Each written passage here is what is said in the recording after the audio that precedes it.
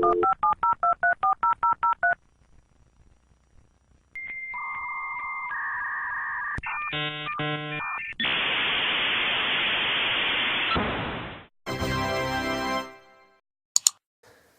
my name is Brian Mahoney, and I will be talking about how new media makes event planning much easier, and I'll be doing that by showing you my experience with planning an event.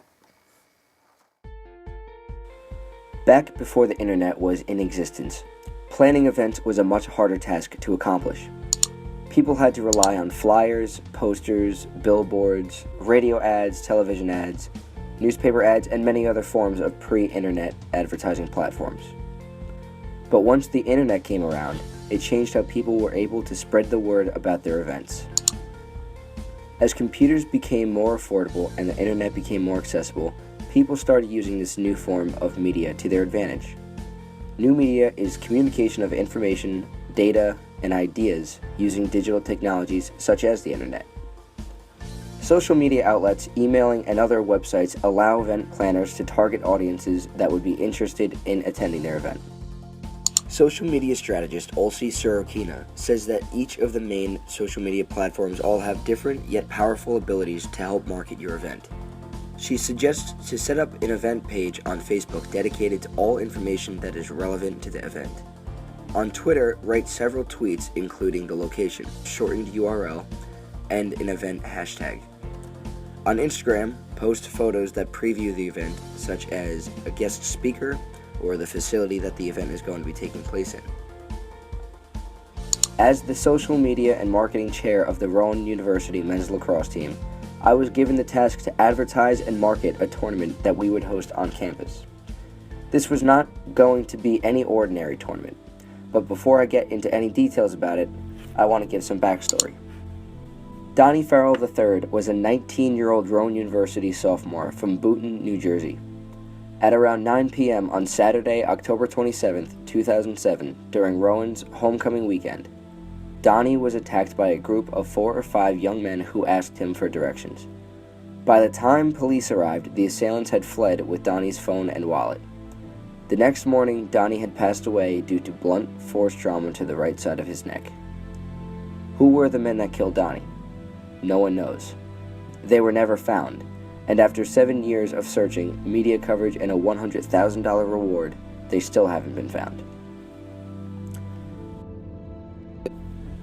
The team did not know about this tragedy until Gary Baker, the Assistant Director of Orientation and Student Leadership Programs at Rowan University, told me and the other officers that Donnie was a founder of the team.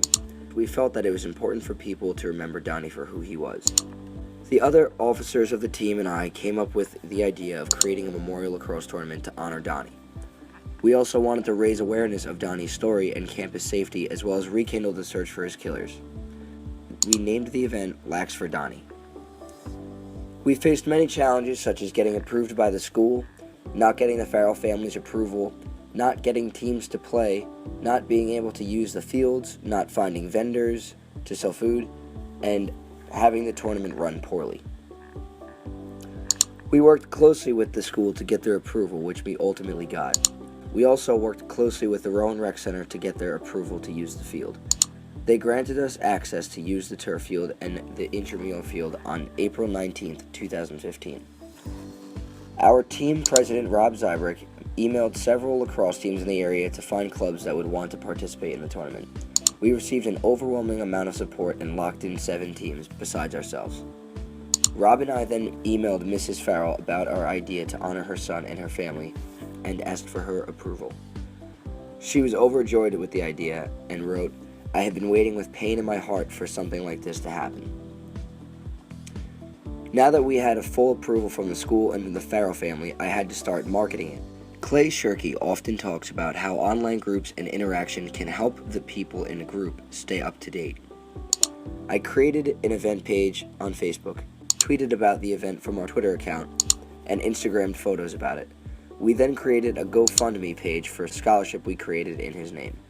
I shared this link on our Facebook and Twitter pages too.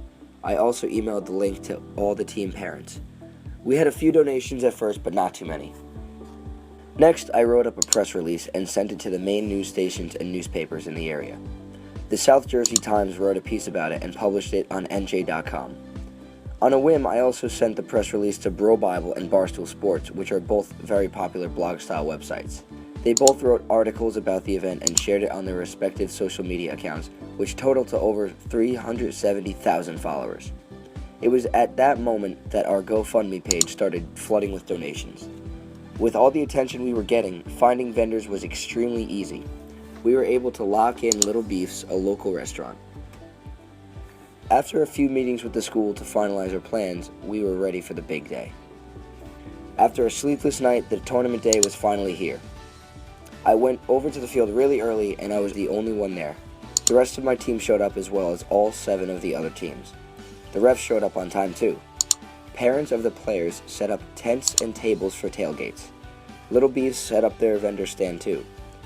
After the first games, the Farrell family showed up and they were ecstatic about how great of a turnout it got. NBC 10 News showed up and covered the event. The games ran smoothly and stayed on schedule up to the minute. I used our Twitter account during the tournament to update scores and Instagram to post pictures of the games. Around the halfway point of the tournament, we held a ceremony where we gave the Farrell family flowers, a tournament t-shirt, the certification of the Donnie Farrell Memorial Scholarship, and Donnie's framed game jersey. The family was at a loss for words, but Mrs. Farrell got on the mic and gave a heartfelt speech. The tournament ran from 8 a.m. to 5 p.m., and after the field cleared and everyone went home, I stood there on the field with a huge smile. Had it not been for the social media platforms and ability to email, this event would simply not have been able to be pulled off within the 5 months that we planned it. Most of our attendees heard about the event just from social media. Communication with Mrs. Farrell, the university, the rec center, all the teams, and all the attendees would have been extremely slow. The event ran perfectly, and it really was a dream come true.